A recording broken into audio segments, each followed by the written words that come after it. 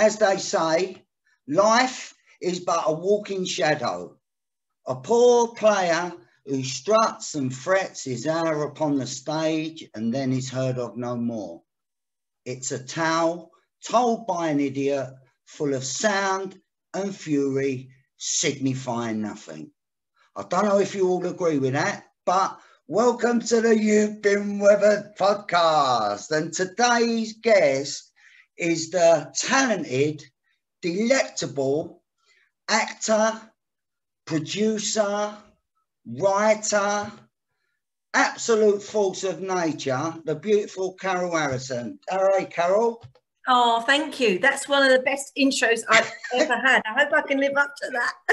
You live up to it every sort of day. I mean, I hope you're not feeling too frazzled because it was your son's Alfie's birthday yesterday, wasn't it?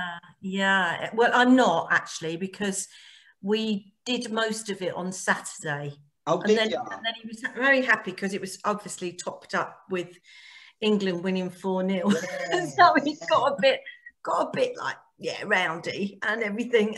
So I'd kind of got over it by Sunday. And then just yesterday, we just had a gentle one because everyone was going, oh, my God. And we'd arranged to go out for tapas. So we that was nice because you like all the little picky bits when you're a bit hungover. But then there was a point where we went, shall we all go now? It was all like, Do you use a sort of regular tapas bar? Well, there's one open. Well, it's been open a little while, but I've only just discovered it. Okay. In Brighton. It was lovely. It was fabulous. It was called Ole Ole, and I just kept on going Ole Ole Ole. Where is it? We'll just follow the Ole Ole.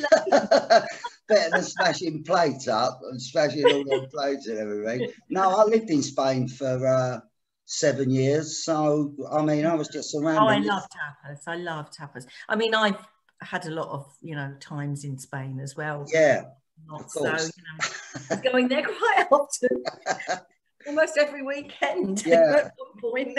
Yeah. Right. Filming on, London's burning, then get on the plane to go to Spain. Yeah, I know. It was a busy old. I mean, your CV. So it's like, your Alfie being 30 years of age. I mean, the concept of time just sort of is as they say, irrelevant, really, isn't it? Because 30 years just goes in a blink of an eye, doesn't it? So I remember being 17 and just having my first flat, which was obviously like a garret at the top of this building, and then it's house in Forest Gate, with me slopey ceilings, and playing on the Dansette record player on my albums that used to go and then have 6 albums.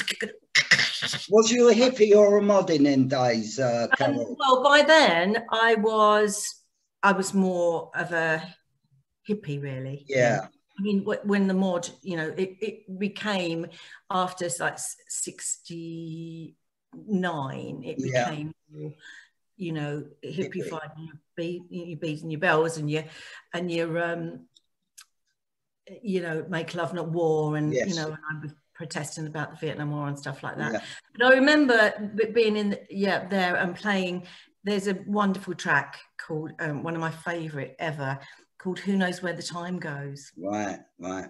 And I used to play it, and I was only 17, and I used to get all emotional then. But now it just sort of, now you really can say, who knows where the time goes. It was Sandy Denny. Wow, 17. I bet you was a cracker at 17. You're a cracker now, Carol, but I bet you was a cracker at 17. Well, I kind of maybe was, I don't know.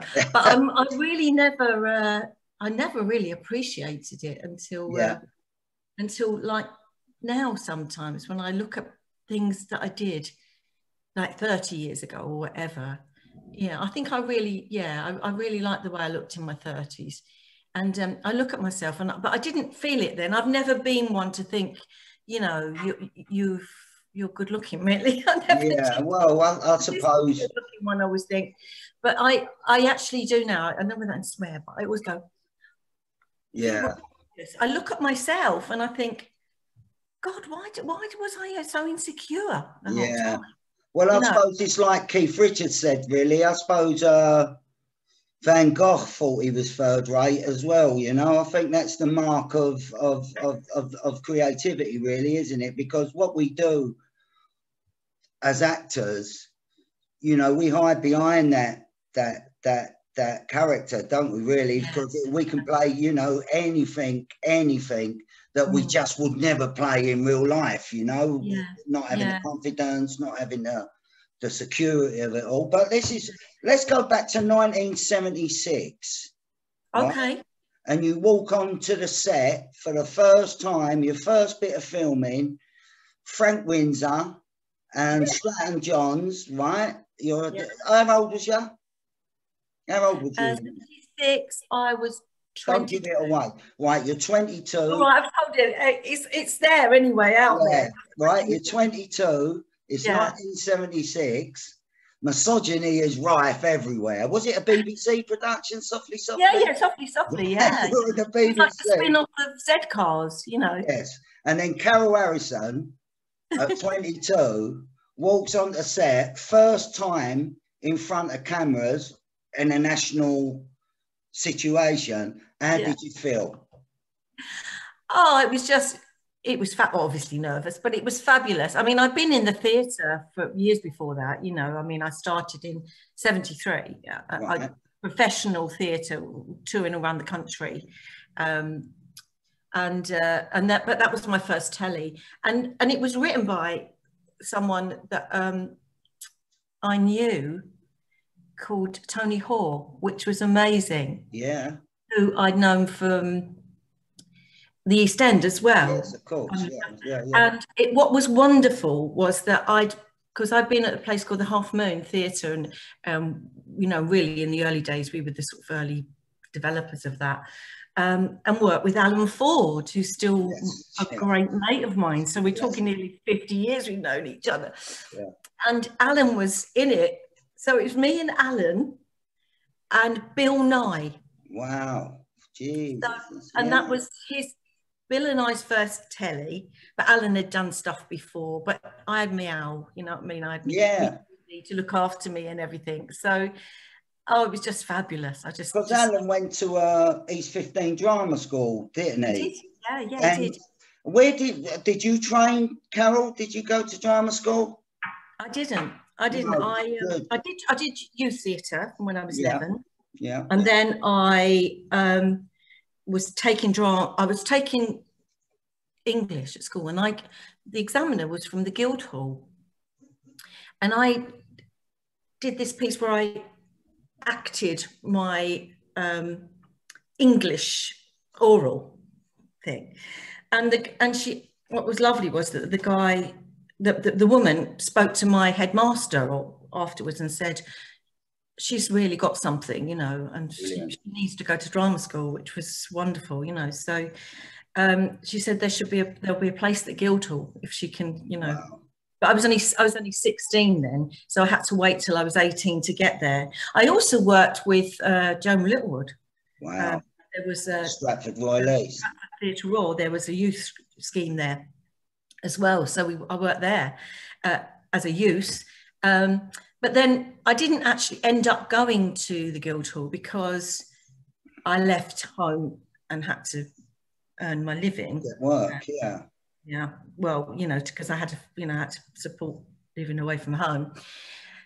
And so I went to college, sort of FE college, and then my lecturer there, she was wonderful, and she'd started a thing called the Brighton Combination, which is so funny because because you the whole circle, and they became another theatre company called the General Will, and they were looking for someone, and they offered me a place in their company just straight away. So I gave up drama school and just learned on the road. Of course. So no, I didn't go to drama school in the end. Wow, it just shows you that you like that. It's a testament to you, really, because I had the same sort of little journey. I went to a place called Morley College, and when I come out of that, after about a year and a half. And then I thought I'll audition for drama school, and I auditioned for Webber Douglas. You know Webber Douglas? Yes, of course, yeah. And then I got in. You got their real name. Well, but I didn't have the criteria for a mature student-y sort of thing, you know. I don't know, I can't remember what the criteria was. And they said, come to the summer school. I went, no. So a friend of mine who was a teacher, you might know Peter Attard. I don't know if you do. I know he's an actor.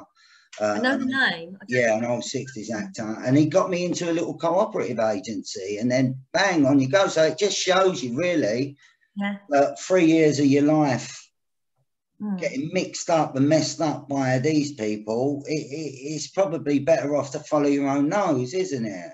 You can just get messed up on the road instead. Yeah.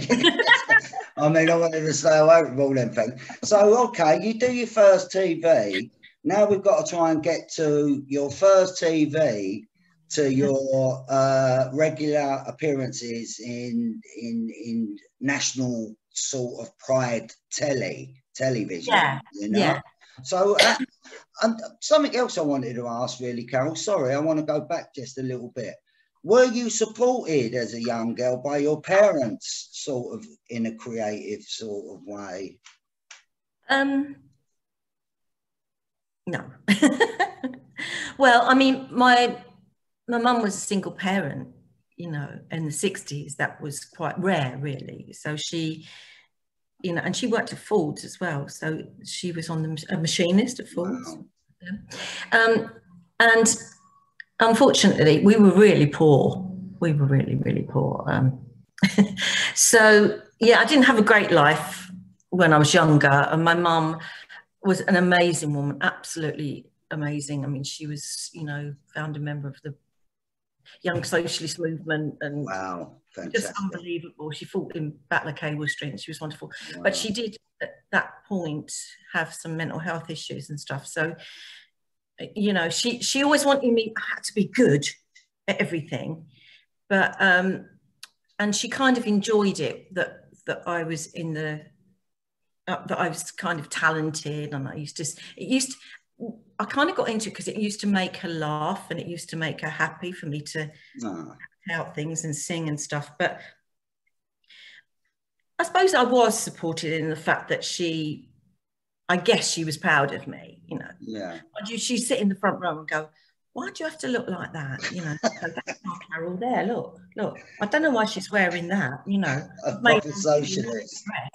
You could have worn, you know, and I go, but Mum, I'm playing a heroin addict, you know. It's like, velvet is not really right, you know what I mean? It's like, I remember a conversation with Fred Molina when he was talking about his mum did the same at the Royal Court and tapped Schlesinger on the back and went, oh, do you mind being quiet? That's my friend. Stop.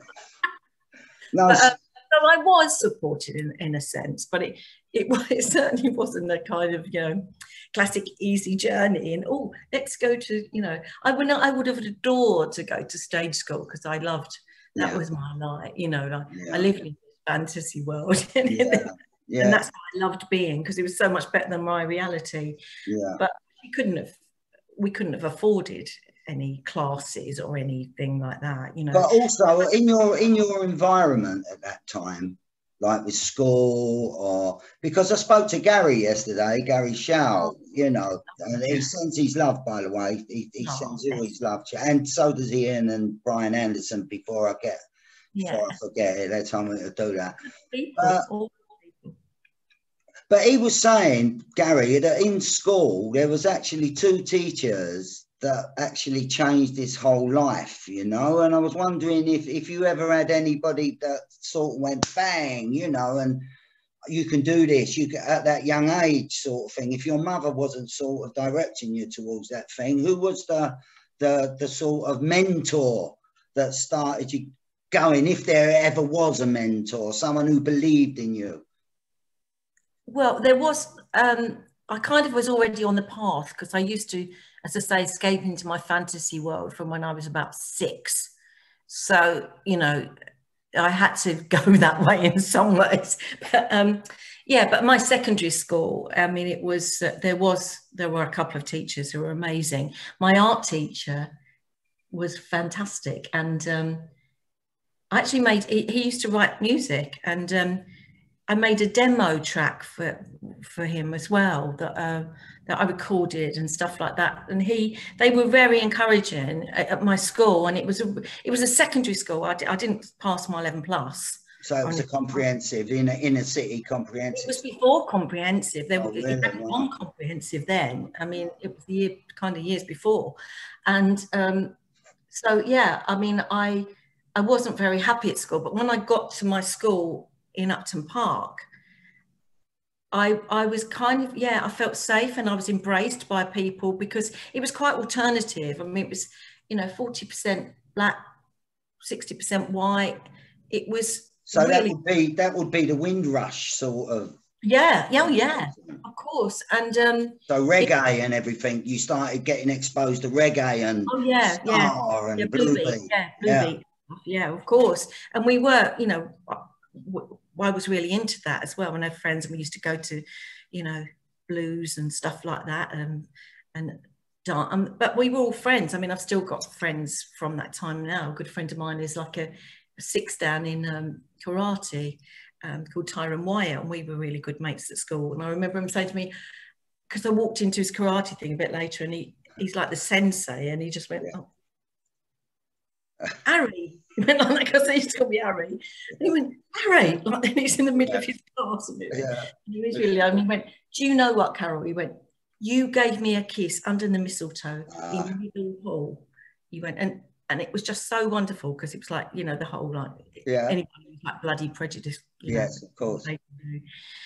So definitely kind of that time. But what was great about the school was there were new young teachers who really embraced working class kids, really. And there were, a couple of my art teacher, my English teacher, who I didn't really read very much before then. I didn't read kids' books or anything like that. I didn't read until I was 13, and he gave me all these books to read, and loved my writing as well. Actually encouraged me to write, but he'd give me like The Loneliness, The Long Distance Runner, A Kind of Love, and all the working class books at the time that were revolutionary, that would like Pinter, like Dumbwaiter, and Look Back in Anger.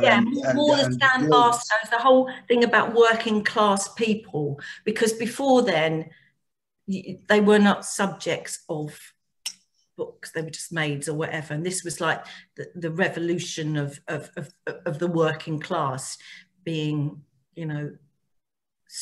story worthy sort of thing.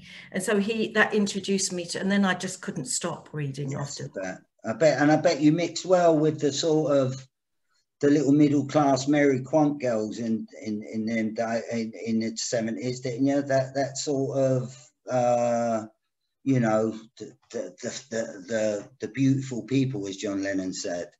Yeah, I mean, I think because I came from the East End and it was pretty insulated, but we were all into like politics. Well, not everyone. I got into politics. I got into, then I was a performer by the 70s, and so I had this. I'm really into music. Obviously, always been into music. So I had quite a mixture of friends, as well as my still people from where I came from. But we were all embracing art and culture. It wasn't just about being middle-class people. I remember really meeting the first kind of girl that was like really middle-class in theatre when I was at the Half Moon, and she was in the show with me. And we were talking, and I remember talking about ice skating. Wow. Something about skating around and all that stuff. And I said, "Oh, I used to do that.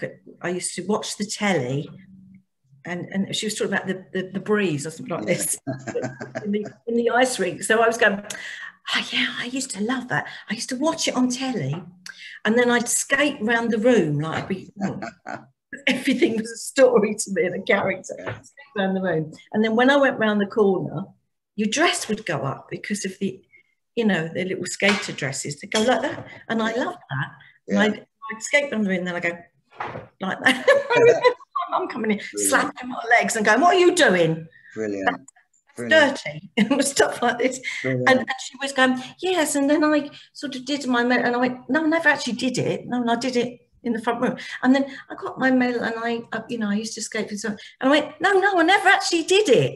It was kind of like, and there was this girl who was like, had lived this sort of parallel life in a different like skate riding and going to ballet and going to skating and stuff. Wow. Yeah, no. I mean, I'll say to my kids, you know, sort of how lucky we really were, because I was born in 1961. So sort of people like us have had the privilege of going through the actual invention of art, you know. Like in 1961, you know, it was just happening with the Beatles, or you know, they did not for a couple of years or something, and then Pinter come through, and then it was quite kudos to become working class in them days. Yeah, it suddenly became okay, and that was because we forged ahead, working class people, and showed that we could be artists, and that was it was, you know, that was what's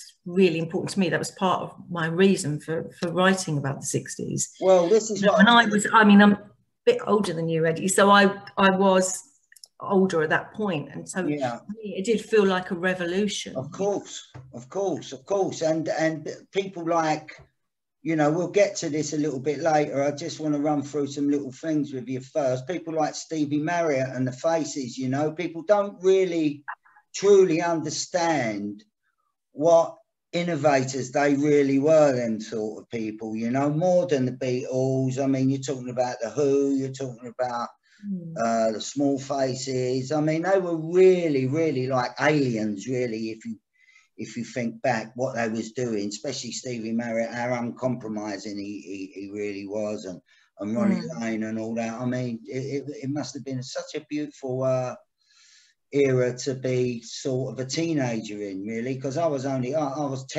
in 1971, you know, so I missed that.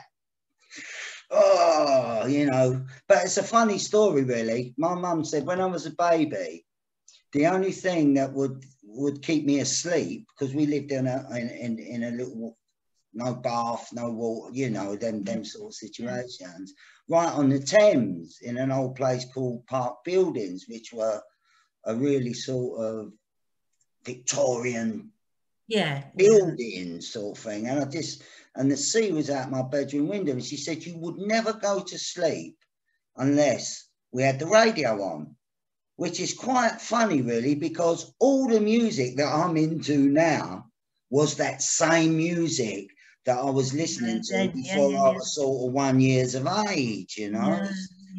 Powerful, strong and powerful. So I remember hearing them first time, or hearing the Beatles, you know, and going, oh my God, you know. And I absolutely adore John Lennon. They really did change everything, the Beatles, and paved the way, really. And they did. But working, I mean, they weren't so out there. They kind of played the game for a little while, because obviously they had to. Well, they were real rebels as well. I mean, John Lennon was, you know, to the day he died, obviously. But it was wonderful that working class, a lot of East End people, like, you know, I grew up with Steve Marriott and Ronnie Lane and people like that. But there was Terry Stamp. You know, he was brought up in West End buildings with my brother-in-law, and my brother-in-law's brother, who's actually the manager of the Who. You know, and all these like working class people and photographers. You know, it was in every part of art. We went, right, we're going to create our own art. And that's when it actually fused, didn't it? People like Terence Stamp and Jean Shrimpton, was it? Jean Shrimpton. She was the most incredibly beautiful model. She didn't come then. I mean, she was his girlfriend, and she was just absolutely stunning. But she came from a middle class environment. Yeah, she did. And that's what I'm saying. This is the time there. It was a mixture. It was like you mix with people you never would have in a 10 years before have mixed with and become part of that art movement. It was elitist, And we made it not elitist. Yes. You know, the working class said, I am not, we're creating our own culture. This is what it is. And they go, oh, well, that you know, that will, we're creating our own rules. Well, it will all pass, you know, it's these delinquents and it will pass and all that stuff. Well, you know, here we are, 6 years later. Yeah, and king of the castle for being around it. It's like 1976 when you started your TV career, not your acting career, but your actual TV career. Another revolution happened, really, didn't it? With the punk sort of. Yeah, yeah. Was you ever sort of? No, not really. That? No, I was much more of a,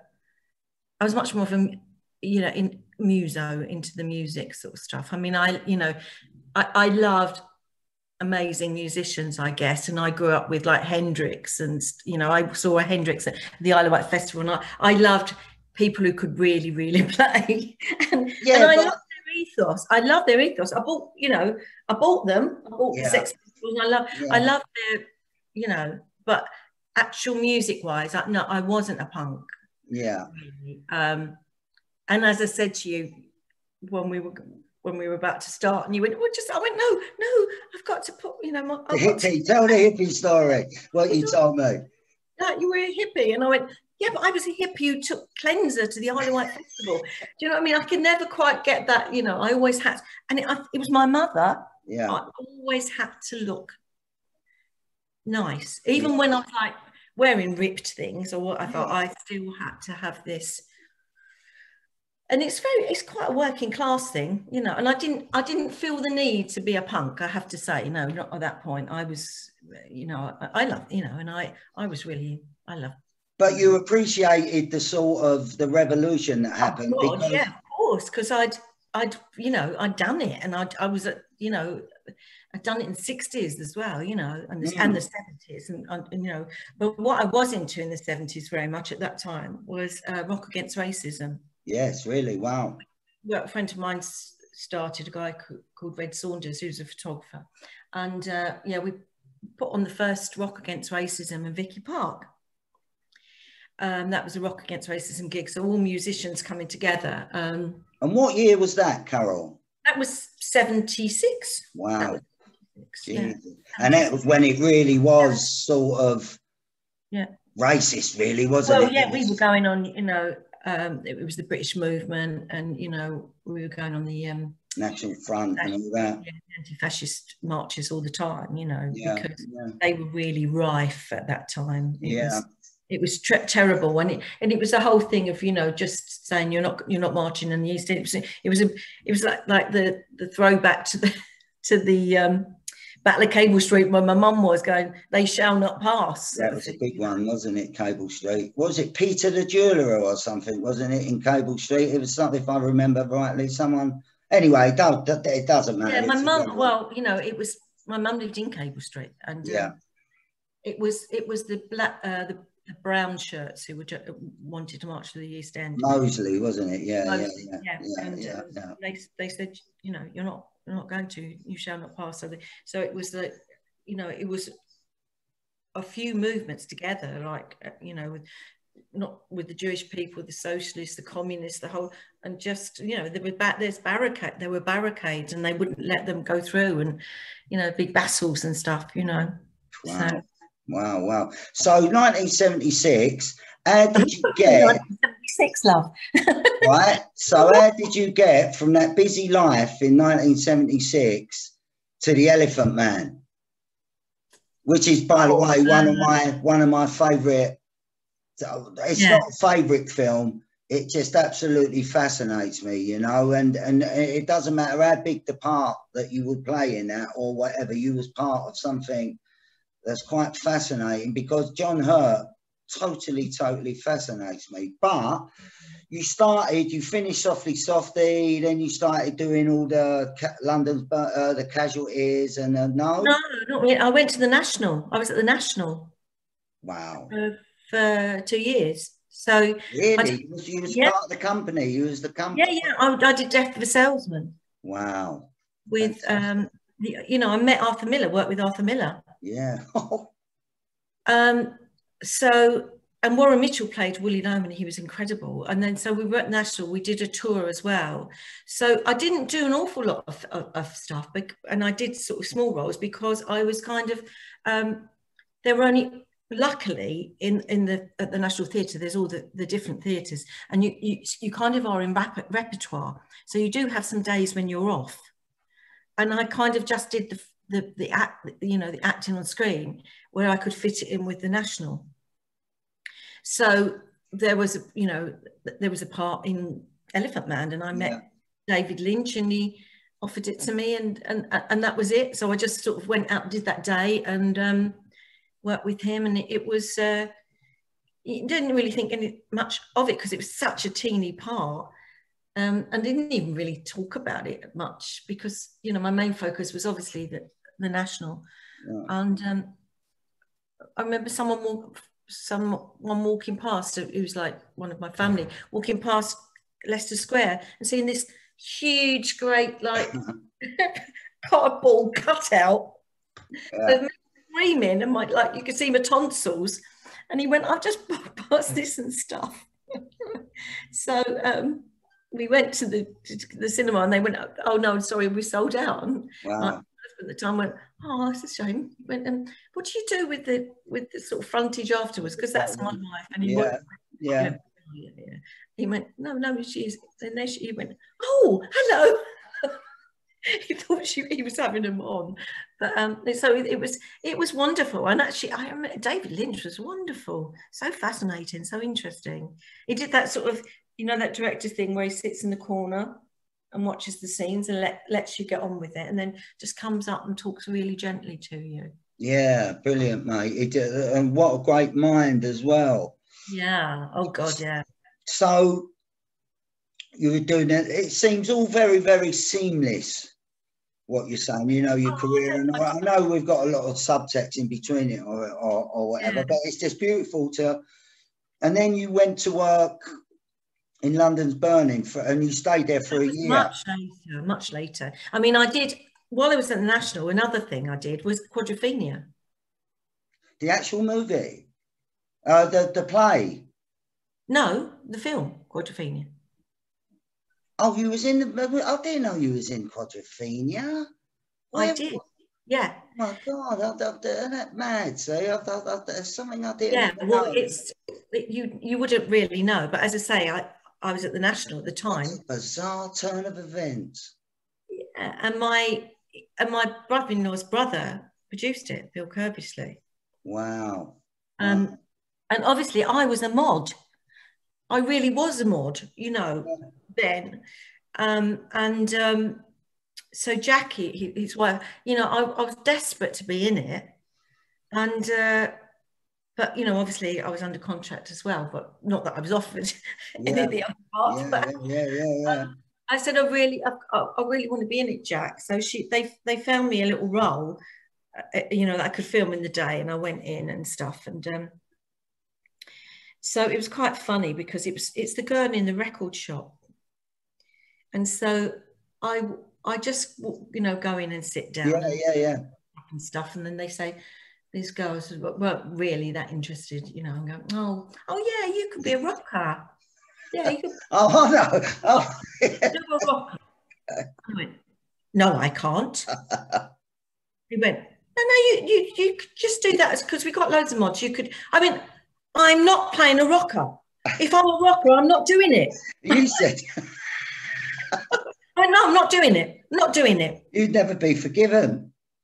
I would never want to be a rocker. I mean, I played murderers. I've played terrible people. I play any of that. Yes. But there's a film about mods, and I was a mod, and I was so passionate about the mod movement, for God's sake, that they, make me a rocker.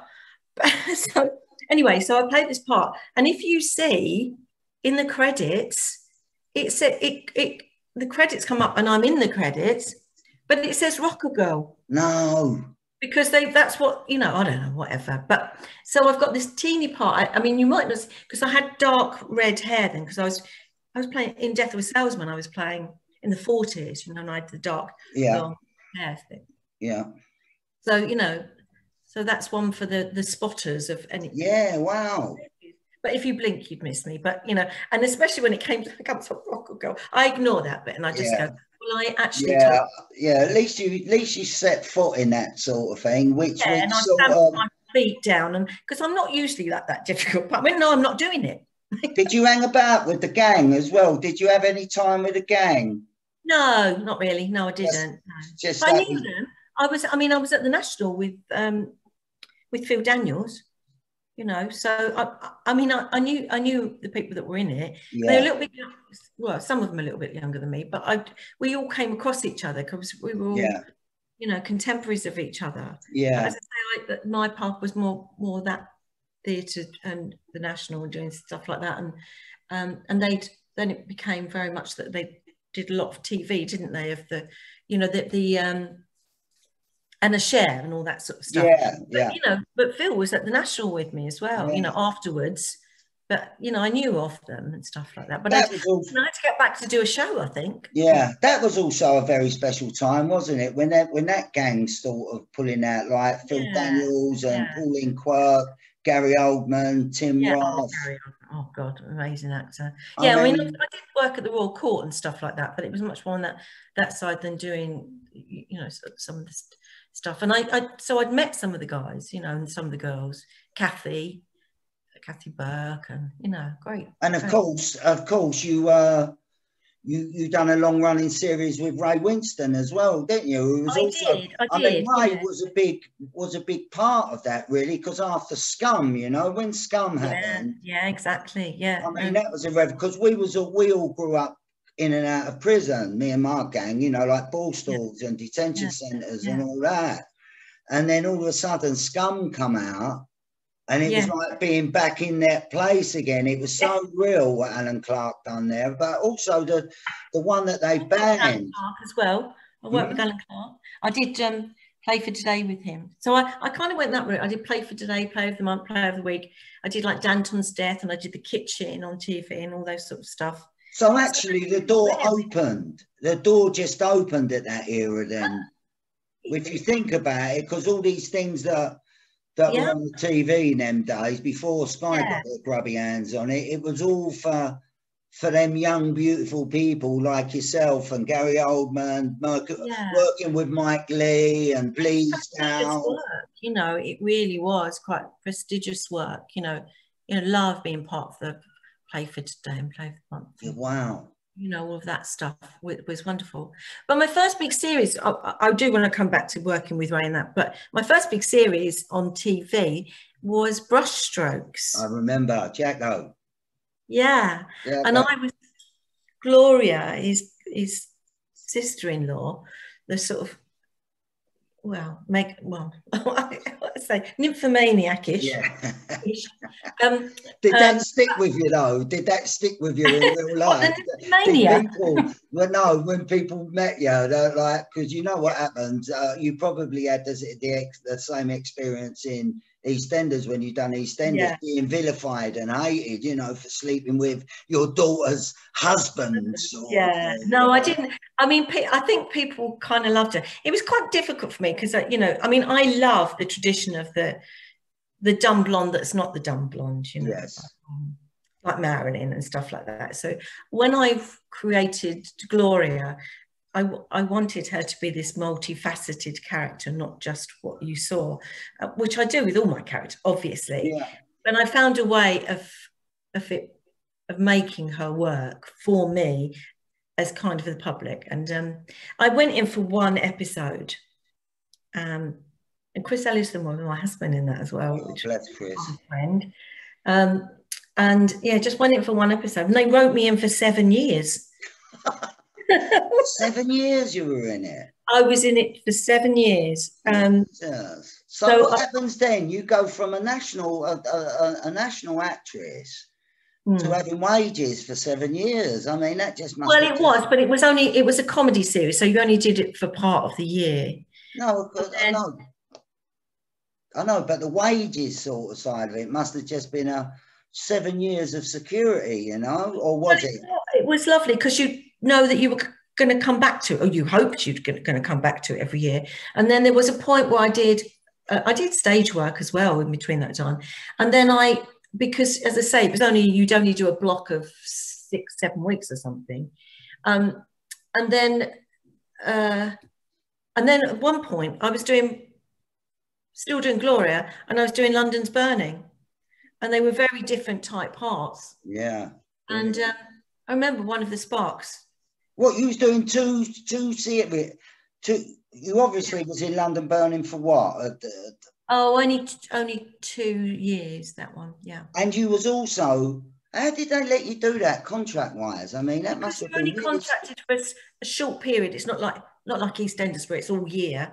You know, you'll be contracted for 7-8 weeks or whatever it is, as long as it took for that series of how many you were in to rehearse and film.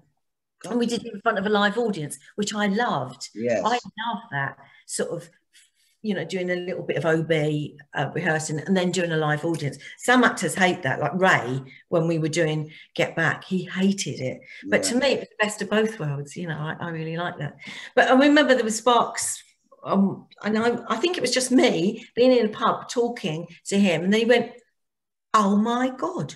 Who are you talking about now? Who are you talking about now? Who said that? Some Sparks when I was working on oh right, gotcha. Burning, and suddenly went, "Oh my God, you're Gloria." I went, yeah. You're Gloria. I went, he went, "Oh, I had so many fantasies about you." I went, "You've been working with me." I went, "That's, you know, not me. You had fantasies about Gloria." I went, "Not." Yeah. That's so funny. I bet their eyes lit up with that one. So 7 years. So how long between Brushstrokes and EastEnders was there? Quite a few years. I didn't go into EastEnders until I went in 98. So I finished Brushstrokes in 91 because I was pregnant with Alfie. Okay. So I had to cover up lots of bits. Yeah. Lots of stuff and things like that at the end. And you got married in that time as well. Yeah. Well, I've been married already. Busy life. So sorry, carry on. So Brushstrokes 1999. Yeah, and then after Brushstrokes and London's Burning, the series that I did was Get Back with Ray, which is my favourite of all time. Oh, really? I absolutely loved it. I mean, I love Brushstrokes and I love the character of Gloria, but I think the one that I did with Ray, because he's, you know, a lovely old mate and everything, and it was so well written, so before its time, and it was so funny. And I guess Loretta is my character, Loretta Sweet. I suppose she was most like me, you know. Oh, really? And I love doing comedy, you know. And as I say, it was recorded in front of a live audience. And Morris and Lawrence who wrote it, and then John and Gary who did other episodes. It was just such a lovely bunch of people. And my daughter was Kate Winslet in it. Oh, so, really? Yeah, so she's done all right for herself, hasn't she? She ain't done too bad for herself. Well. Yeah, she ain't done bad for herself. Yeah, she was her first job, yeah. So I want to sort of skip on a little bit because I want you to have enough time to talk about All or Nothing, you know. You know, because that's your life at the moment, and it's quite poignant. Because I remember about 6 or 7 years ago, it could have been even longer, standing outside the Groucho Club with you, with some mutual friends, and you talking about how you're putting this show together, sort of thing. And personally, I just thought, that is such a big ass. This is so huge, you know.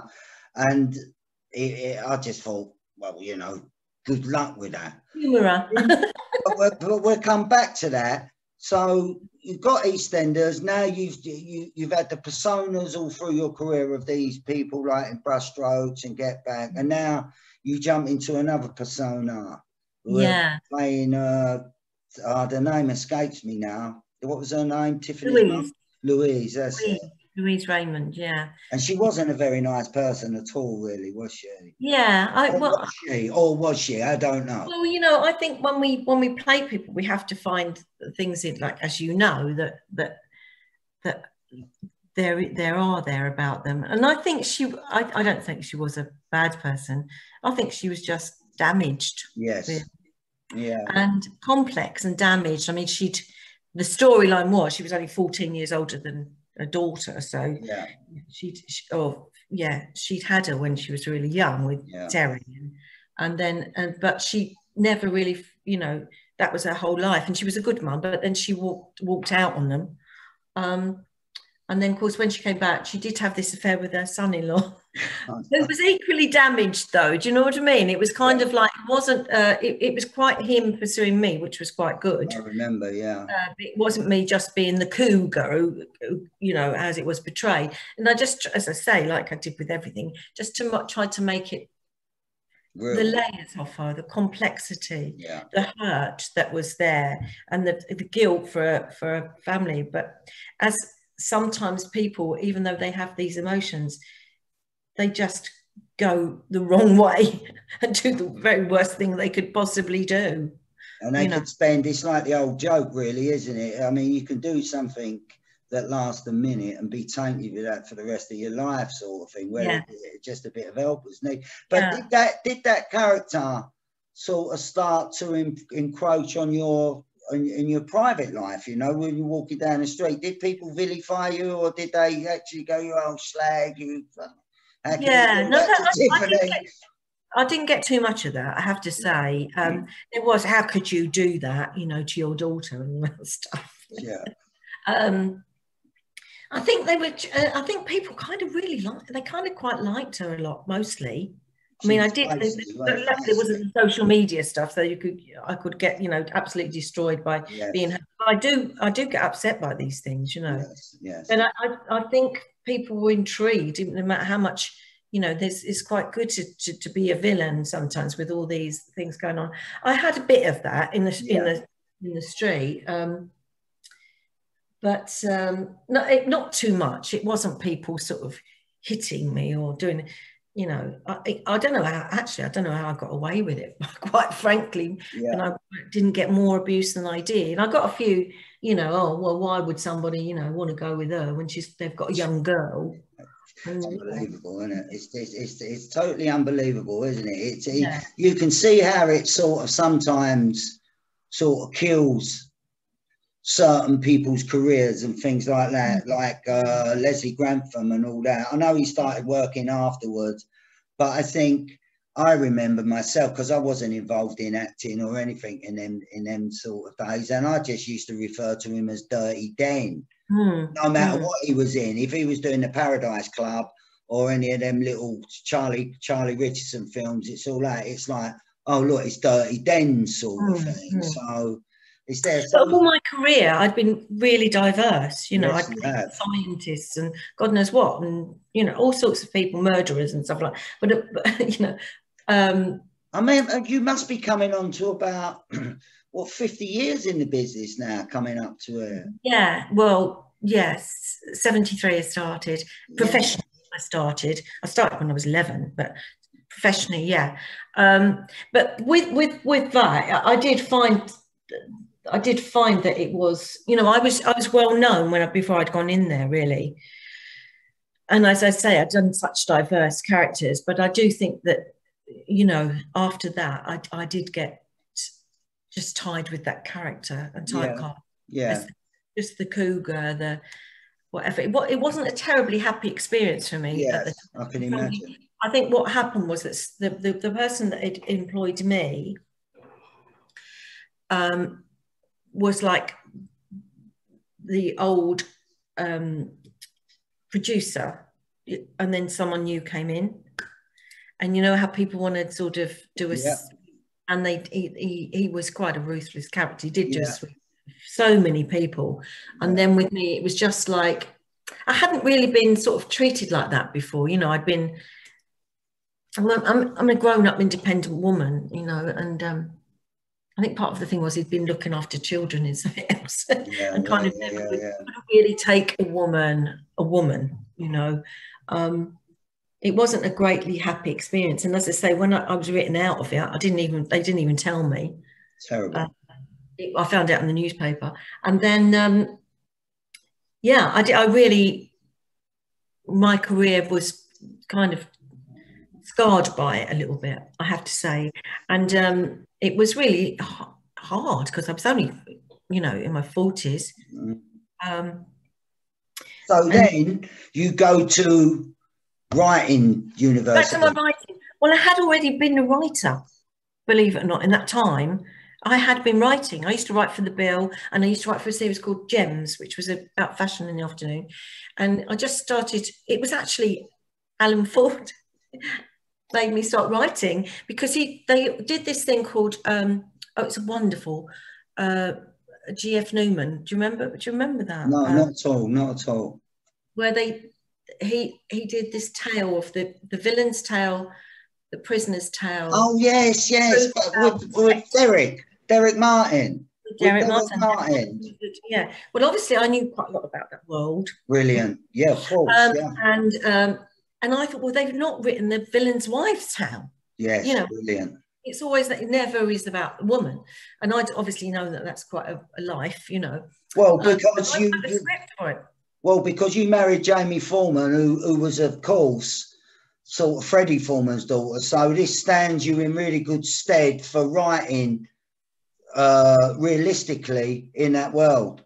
Yeah, but also with my family, my family that my sister had married into as well. Oh, they was also married into that fraternity. Oh, I see.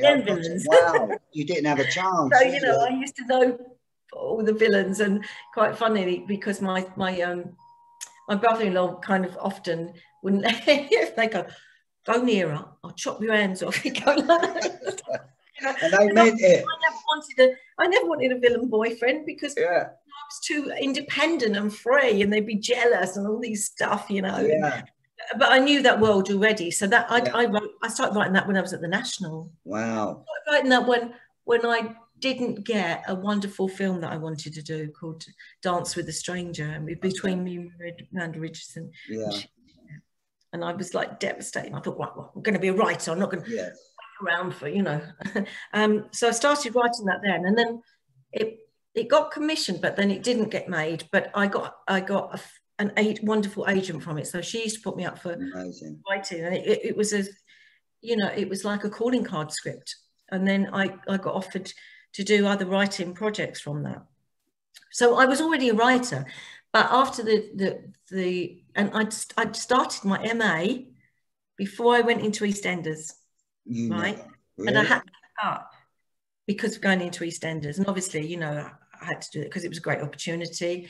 It was regular money, and I had a mortgage and a baby and everything. So I went into EastEnders, and then afterwards, when I was written out of it and stuff, and it was a difficult time because, you know, Jamie and I split up later. I went back to university. They held it open for me. I went back to university and did my MA in screenwriting. And also teaching. Yeah, well, once I've got my MA, you know, I can teach in university, and I did a further degree for postgraduate education as well. So I done. University, and I ended up teaching at the Brighton Film School as well, and being creative director there. Wow. So it kind of took another path, my world, because, you know, I was a single mum by then, and also the parts just dried up. The parts really dried up. There was only. Yeah, but did they dry up, or was it really part of your destiny for this to happen, sort of thing? So you can look at it at one peak that parts. Yeah, I can look at it that way, Eddie. But I do actually really do think that it was. I think, again, you know, I think as you get older, as a man, you can be that character, you know, character. But if you're, you know, good-looking woman, working class woman, at that time, it was quite hard as you got older. Yeah. You'd only be, you know, certain roles, you know, and never the leads, really, just the sort of, you know, the bit on the side. Or I just get scripts that just said, mutton dressed up as lamb. Do you know what I mean? And I just hate that, because just because you're working class doesn't mean to say you can't have as I say in my show, can't have style and taste. You can't have Because style and taste. I mean, you kind of had to be that. And I think, you know, but if you're a middle class woman and you can be a lawyer or you can be whatever, and it just, I think there's a lot of, you know, class prejudice. So there's not a lot of difference really between sort of with what you're saying and what sort of the problem today with the black actor issue. You know, you both went through the same thing, because the majority there's always prejudice in this kind of work. The majority of black actors that I spoke to back in the day, you know, it's just like, we're a mugger, we robbed someone, and we're a prostitute, and we're this and we're that. So it's the same as what you're saying, really, isn't it? Yeah, once you know, but certainly with the headed hit of the age. And I mean, I love my writing, and yeah, we do need to get onto that because it's really. Can we talk about that now? The genesis. It was my first love, acting too. You know. Again? It was always my first love, acting. Of course. And I always feel like it was like, it's quite unrequited now. You know what I mean? That love. Yeah. So tell me the genesis of this amazing stage show that you've written, that you produced, and you act in it. Did you direct it? I did later. It had another director at the beginning, and then after, once we'd gone on tour, and then after that, taking it into the West End, I directed it. Yeah. Wow. So let's go. I mean, we haven't got enough time for the nucleus of the idea, but can you tell us your journey? Just okay. I mean, like I said, I was standing outside the Groucho Club talking to you, thinking, this is not a hill that Carol has to climb up. This is sort of Mount Everest. Yeah. You know, and like 7 years later or 6 years later, there you are doing it. So can we? Well, it was. I mean, all or nothing. It was God, it was blood, sweat and tears, I have to say, you know, lots of tears sometimes, but lots of determination. And I wanted to write something about the mod movement. You know, the Quadrophenia was amazing, and the film was amazing, but I wanted to write a stage play. And obviously knowing Steve when I was younger, he was incredible. STEVE MARRIOT, this is STEVE MARRIOT, yeah. And then coming from where I come from, and I wanted people to know about that time, the music, the East End, the way that we created our own culture, and the mod movement to me was very important, because that's that whole thing about dressing well, which is why I always say couldn't get into the punk too much. You know what I mean? Yeah. Because I'm a mod. Exactly. Mod at heart. Yes. Anyway, so I wanted to write this, and I thought I want people to know it live. You know, I want them to see and feel what it was like for them to be like. So a musical would be the ideal thing. But of course, when I tried to get finance anywhere at different, even like Theatre Royal, where we all came from, I'd worked there with, you know, in the day, Steve Marriott, Ronnie Lane, you know, Kenny Jones, they all come from the East End, and but we weren't, it wasn't, we don't do retro thing and don't do this and don't do it anyway. It was a real tough battle to try and get it on anywhere and trying to get the finance behind it. And there was like, oh, it's not really like a musical. It's not, you know, because musicals should be, you know, fluffy and jazz sounds. It's too dark. It's too this. It's too. Mods don't. What do you mean? Who are they? Who are the small faces? Mods don't go to the, you know, theatre. All the battles that I had, and I said, well, they will for this. They will if there's something they're interested in. And to cut along, so you know, I did get a lot of, you know, slagging off about how, you know, you're never going to do it, and one producer who said, you're obsessed. What's the matter with you trying to do this? You'll never do it. But then once someone like that said that, I was going to go, right, okay. Yeah. And I started off, you know, getting a group of my actors and friends together, because I live now in Brighton, and they wanted, actually they wanted the people from Quadrophenia, this guy wanted the people, my mates from Quadrophenia to come down, because they were doing the the show on the beach, a showing of the film, and we did just a little showcase of a part of the musical there. First of all, on the beach. Wow. Danny was involved in that, was he not? Yeah, I got Danny Dyer to play Stevie. On the beach in and it was like the anniversary of the the bundle on the beach in Brighton. And that's what we did, the showcase there. And then Danny did it, bless him. He went into EastEnders after that. But he owes you one, Danny. He owes you one for opening the door in Human Traffic. Oh, yeah, I do. Yeah. Catching him at it.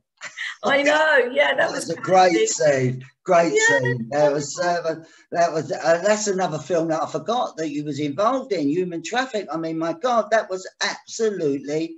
That is brilliant. Now part of the culture, isn't it? Film, wasn't it? And he's such wonderful writer and director, Justin. When I met Justin, he was just lovely. And he said to me, "Oh, I'm doing this film about drugs and stuff like that. But, they don't all like die. And it's like they enjoy it." I went, yeah, I did too. What do you mean? I went, well, I did it before you, Justin. Right, we digress. Let's talk about All or Nothing. So it was really, really hard. From there, then I just, tried to raise some money, but I had to put my own money into it. Tried to get Kenny Jones to, endorse it, come on board and stuff like that, which he was at first.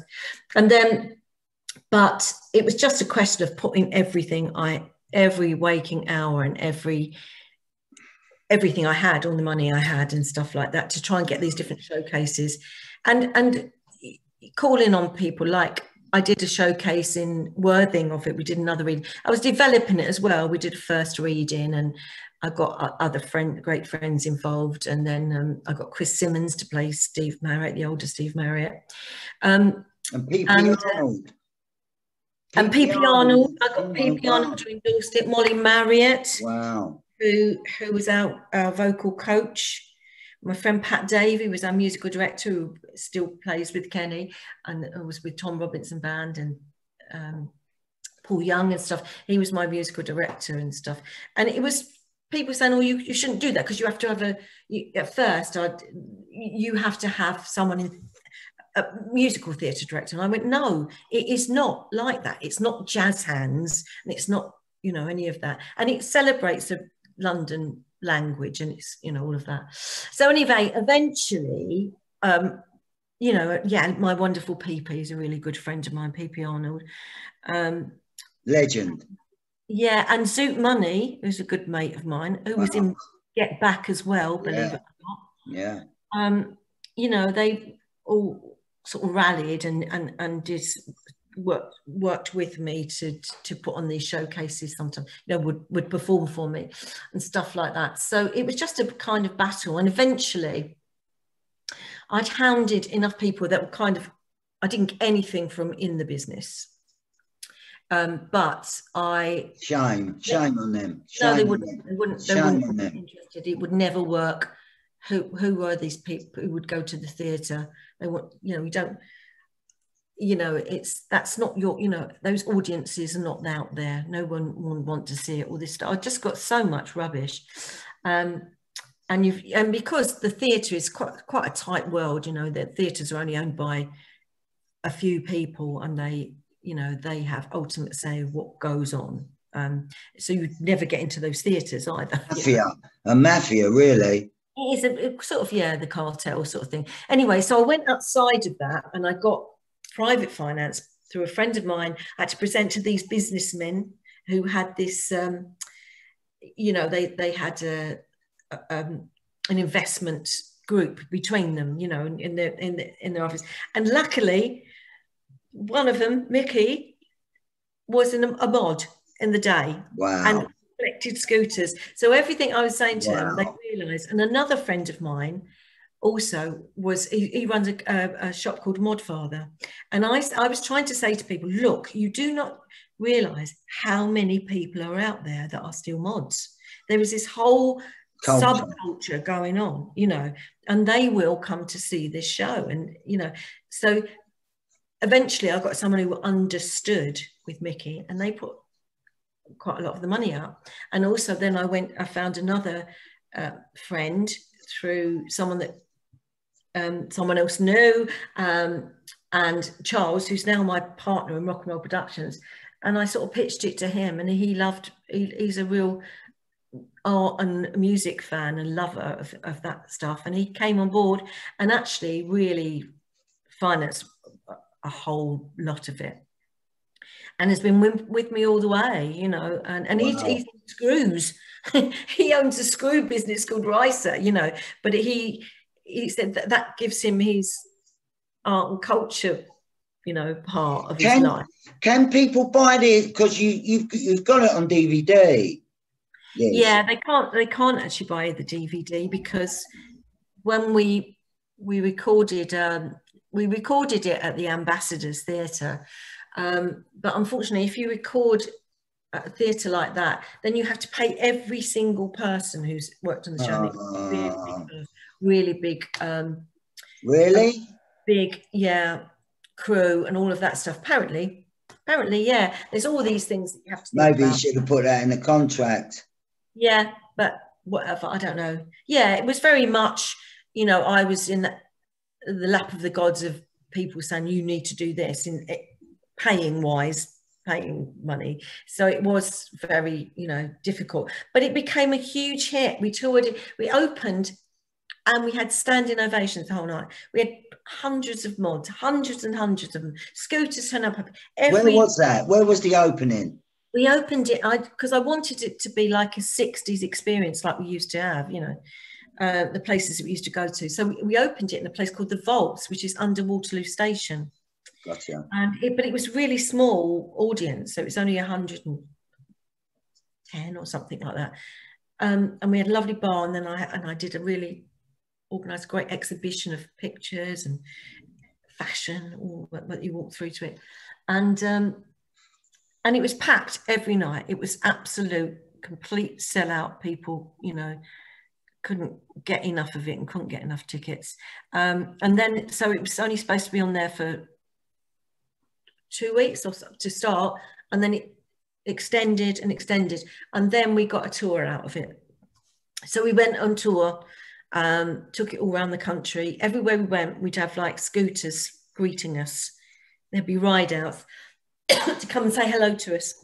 Brilliant. And in some places they'd be holding up the traffic, you know, in Cardiff, you'd go there, and it, you know, it became a real phenomenon, and it was just wonderful, and a great lot of loyal fans who come over and over again, and some people have seen it 30 times, you know. Yeah. Did the cockroaches start? A cult hit like I wanted, you know. Yeah. That's what I wanted, and I can never forget this. I think and I got some great reviews, got some crap ones as well, going, you know, from the West End Windy Squads and stuff like that. You know, it's not some musical, isn't it? Yeah. Stuff, yeah.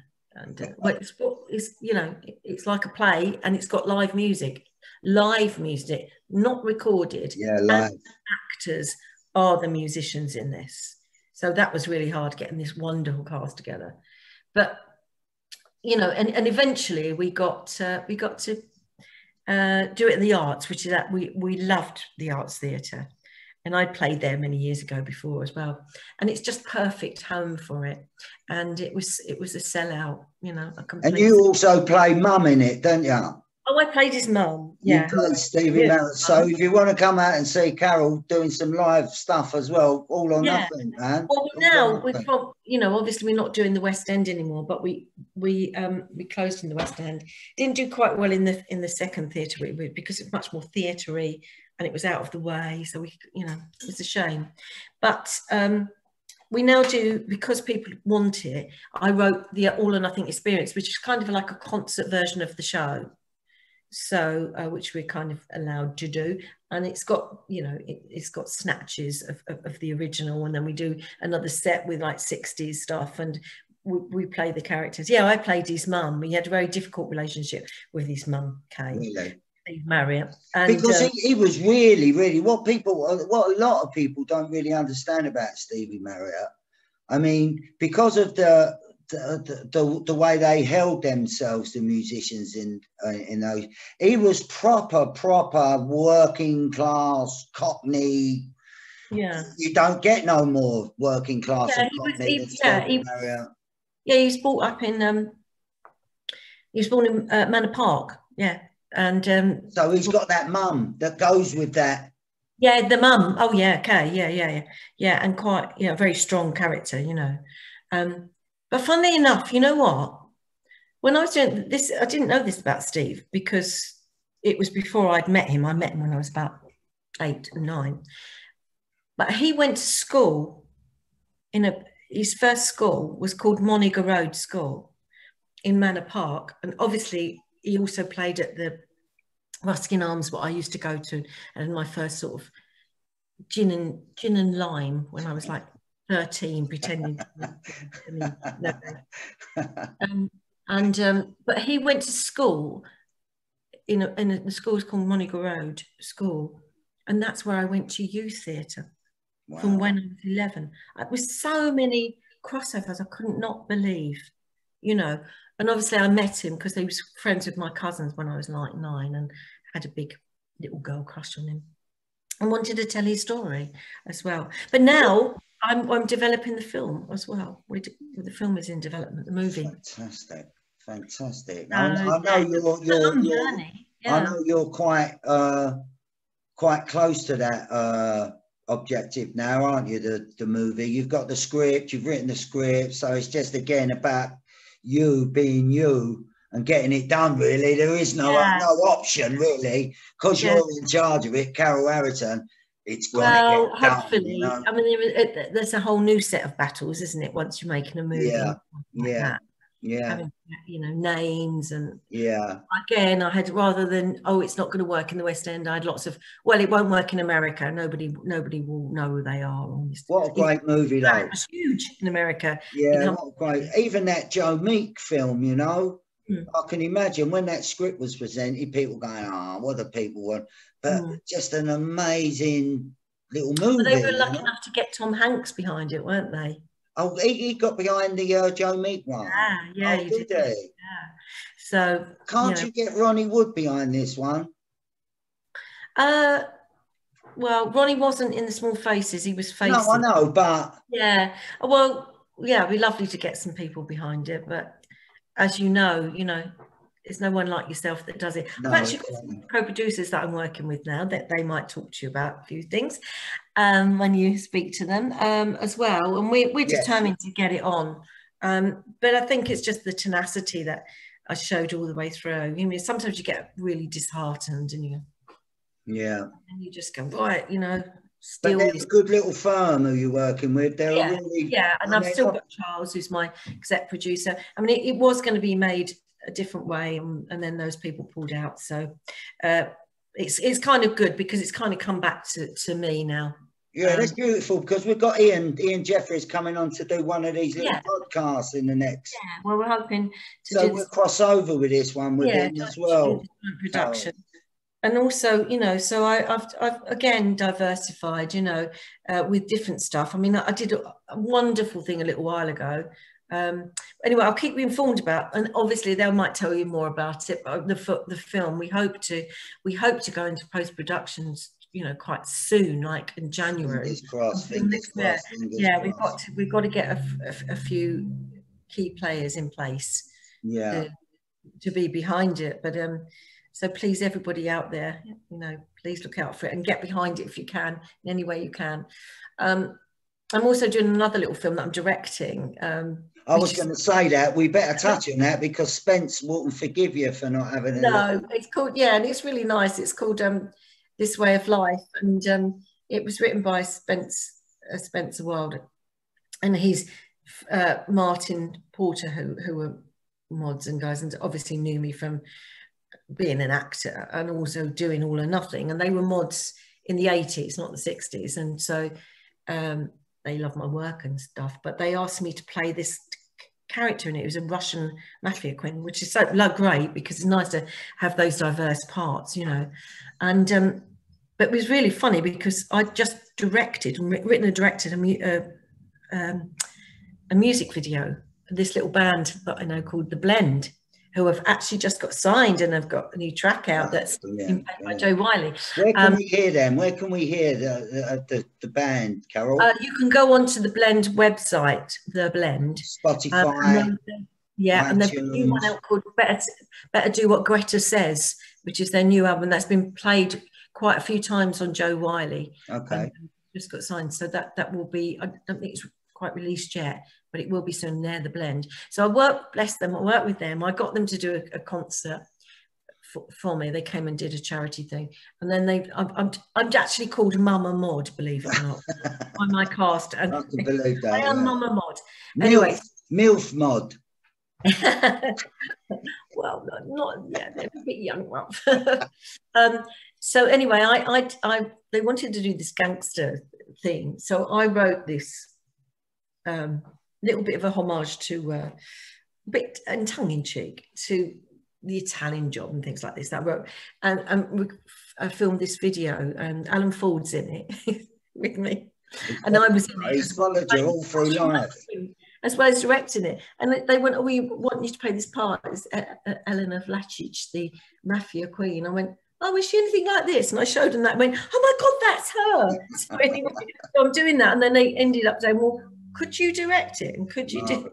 And so I thought I'd really like to, actually. I'd really like to get into that side of stuff. It would be my first sort of major. So we're trying to do a promo at the moment, and we're trying to, you know, it's... You've got a crowd... You have a crowdfunding thing. Where can people get to... Where can they get to that, Carol? Well, they can get to it by going to twol82.com, and that's... So that's TWOL. 82 way of life.com. So it's a kind of mods and mafia film, and you can get behind it, and you press, you know, get behind the film or go to the film or something, and it will tell you all about it, because we want to shoot this promo so that we can take it out to raise money on doing the feature. And we've got Alan Ford in it, we've got Michael Elkin, who's a good friend, we've got some rising star called Eddie Webber. We got some wonderful... Tama, is he committed to Tama's not in it. No, Tama's contracted elsewhere. Yeah. Chris Simmons is in it. Andy Beckwith. Yeah. Great. Wonderful cast. Brilliant. So, right, really, that's enough of that. Now, before we end the interview, where can we get involved and see the next stage of All or Nothing? Any dates you've got for it, and just let us know where we can come and see it all. Well, yeah, because obviously we haven't been able to perform because of lockdown and everything, but we have got some gigs coming up. This is the concert show, All or Nothing Experience, on the 24th and 25th of July at the Half Moon Theatre. Half Moon in Putney, not the theatre. Yeah. Half Moon in Putney, which is a wonderful rock and roll venue that everyone's played there. So that's the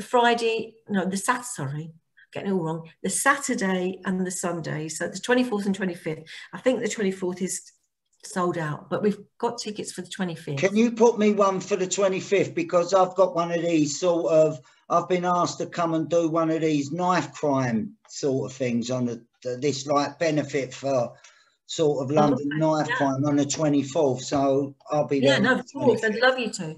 So you can go just onto Half Moon and buy tickets there and see all the information about it. And then again, later in the year, we're going to be on Brighton Pier. Yay! Again in September. So I mean, it's, you know, we're so looking forward to getting back out there with the, you know, the lockdown. And then, you know, so I've got so much going on. Also, I did a wonderful play by a wonderful woman called Melanie Blake, and I was back on stage again, which I loved. Fantastic. This thing called In Thunder Girls. So I know, I've seen it. It's brilliant. Yeah, she's out. So it's called Ruthless. Wow.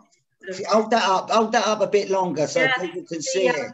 The paperback that's just coming out tomorrow. I've got the preview of it. Yeah. Right. Ruthless Women. Brilliant. Yeah, Ruthless Women. But that's Thunder Girls is going to be on again at the Lowry next September, because obviously everything's been cancelled and postponed and put back in again.